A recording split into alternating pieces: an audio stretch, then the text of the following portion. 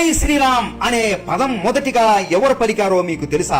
లంకని చేరుకోవడానికి వంతెనను కట్టాలి అని అనుకుంటారు. సముద్రుడు చెప్పినట్లు రాళ్లతో వంతెనను కడదాము అని రాముడు అనుకుంటాడు. కానీ రాళ్లు సముద్రంలో వేస్తుంటే అవి మునిగిపోతూ ఉంటాయి. అందరికీ అప్పుడు ఏం చేయాలో అర్థం అవ్వదు. అప్పుడు ఒక పెద్ద రాయి ఎవరో సముద్రంలో విసిరినట్లు శబ్దం వినపడుతుంది. జాంబవంతుడు ఎవరు వేసింది ఈ రాయి మునిగిపోతుంది అని తెలిసి కూడా ఎంతో కష్టపడి ఇంత పెద్ద రాయి ఎందుకు వేశారు? వేసి ఏం లాభం? ఇప్పుడు చూడు ఈ రాయి మునిగిపోతుంది అని జాంబవంతుడు అంటాడు. ఆ పెద్ద రాయి మునిగిపోతుంది, కానీ ఒక్క క్షణంలోనే మెల్లగా పైకి లేస్తుంది. వానరులందరూ ఆశ్చర్యపోతారు. ఇదేంటి ఈ రాయి తేలుతుంది అని దగ్గరికి వెళ్లి చూడగా ఆ రాయి మీద జై శ్రీరామ్ అని రాసి ఉంటుంది. అందరూ ఆశ్చర్యపోతూ వెనక్కి తిరిగి చూడగా హనుమంతుడు నవ్వుతూ కూర్చొని అన్ని రాళ్ల మీద జై శ్రీరామ్ అని రాస్తూ ఉంటాడు. రాముడు కూడా ఆశ్చర్యపోతాడు. జాంబవంతుడు ఇది ఎలా సాధ్యం హనుమా అని అనగా హనుమంతుడు నవ్వుతూ ఈ లోకంలో నా ప్రభు రామనామం కన్నా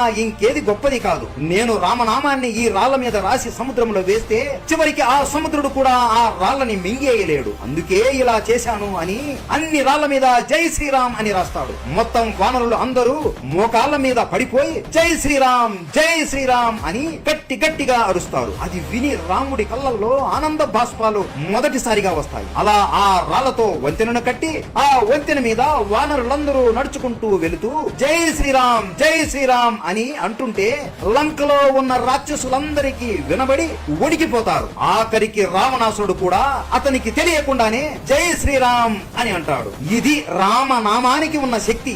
మీకు మీ జీవితంలో ఏ కష్టాలు ఉన్నా ఈ రామనామాన్ని జపించండి చాలు. రాముడు అంటే మీకు ఇష్టమేనా?